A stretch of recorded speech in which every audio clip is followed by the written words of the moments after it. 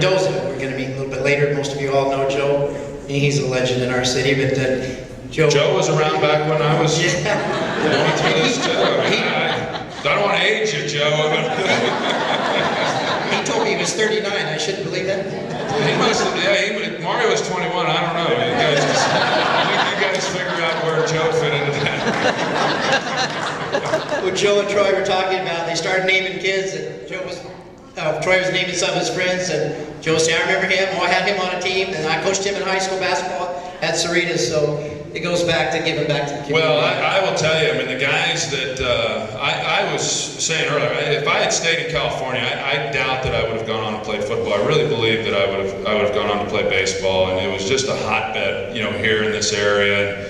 I played with Quinn Mack. His brother Shane Mack was from here. Al Osuna was a teammate of mine.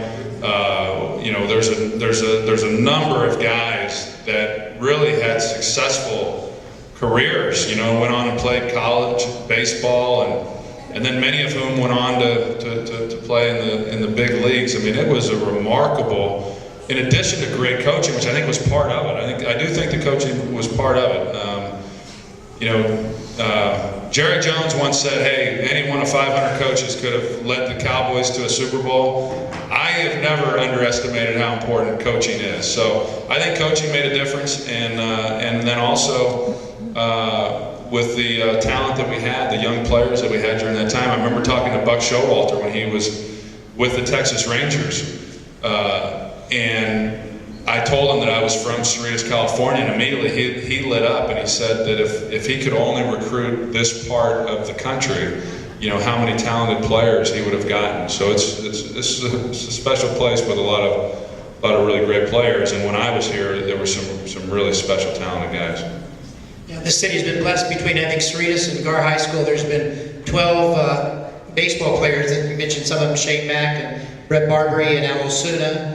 Tommy Nato, I could keep going on, that have gone on to play professional sports. Tommy in the World Series, Shane played for the Minnesota Twins, the World Series. And speaking of baseball, Troy and I were talking earlier, he said he was drafted out of high school by the New York Mets. Tell us about that. Well, almost drafted.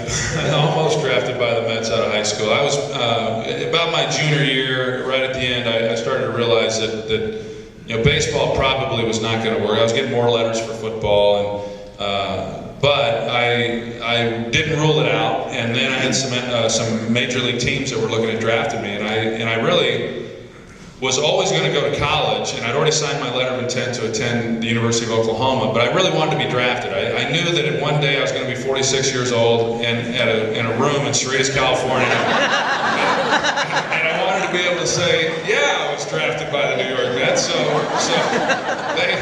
they were calling. They kept asking me what it was going to take, because they didn't want to waste a draft pick on me to forego, to not go to there, to not leave college and then sign to play baseball. So they called me up the night before the draft. The Mets did, one of the guys, and he said, hey, we have to know, the draft's tomorrow, we have to know what it's going to take for you to forego college and come be a baseball player. And I said, $200,000. And I don't even know what that meant. $200,000. I was 17 years old, and I'm not sure I know what it means now. So he said $200,000. Darryl Strawberry was their big stud at the time. He said, Darryl Strawberry doesn't even make $200,000. I think he lied about that. But I said, well, if you want me, that's what it's going to take. And he said, well, you have a nice career at Oklahoma. So that was the end of my baseball career. That's awesome. This last question is, what advice would you offer to young people who are playing in youth sports? But what I'd like you to do is give that advice to all our coaches out there, and they can repeat that advice to the kids that they work with and coach. Yeah, I think this is what I tell my girls, is I tell them there's just a few things that's expected. One is they're going to play hard. They're going to give effort when they're on the court, they're on the fields. They're going to listen to their coaches, and they're going to be good sports. And that's it. I mean, that's where it ends. And beyond that, I just want them to have fun. It's important for them to have fun. And the one thing that I've made it clear what Cerritos has meant to me. I've made it clear what the coaches meant to me. But another reason for that was, I didn't have coaches or parents that were just going, crazy in the stands, or that it was a win at all cost, proposition. And I see it. I really do. I see it at my kids' games, and I don't get it. I just don't quite understand it, because that doesn't really draw that player, that child, to the game. I mean, to me, it teaches them a lot of the wrong things, and so I think that part of it's important. I think they do need to learn lessons. I'd be honest, if I had one complaint of what I've seen of my girls' coaches, is they don't demand enough. That they don't make them do what they're being asked to do. And I'm kind of the killjoy with my girls, because when Dad shows up at the practice, then all of a sudden they got to get in line, and they know that, okay, fun's over, But I don't want them thinking that way. I want them to just know that, hey, you go and you try to get better, and you want to improve, and you have fun doing it, but you do it within the context of what the coach is asking you to do. And so that's essentially, my advice to the kids. Give great effort, be a good sport, and do what your coach tells you. And I think if you do those things, then you'll have fun, the experience will be good, and there'll be someone who goes on and does some really special things, So I do get a kick out of watching a lot of the younger kids play. And, I stop in, like I said, I have girls, I don't have sons. I'll drop in at various parks and watch buddies of mine's kids play. And today I went down memory lane and pulled into a number of little places that were very important to me and meaningful, and went to the old Frontier Little League parks that got tore down my last year.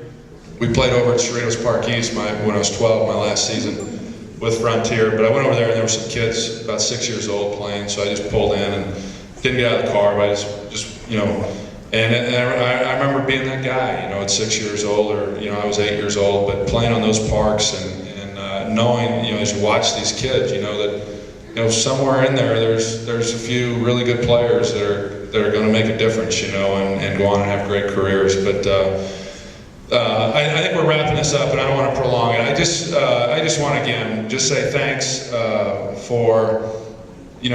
I got this kind of dual life, I guess, that, I spent some really important years here in California, and then moved off to Oklahoma. And Oklahoma is very dear to me as well. I mean, what I learned in that community is very, very special too. But Cerritos, California has always been really, really special. And I feel like I haven't really gotten that expressed as well as maybe I could or should.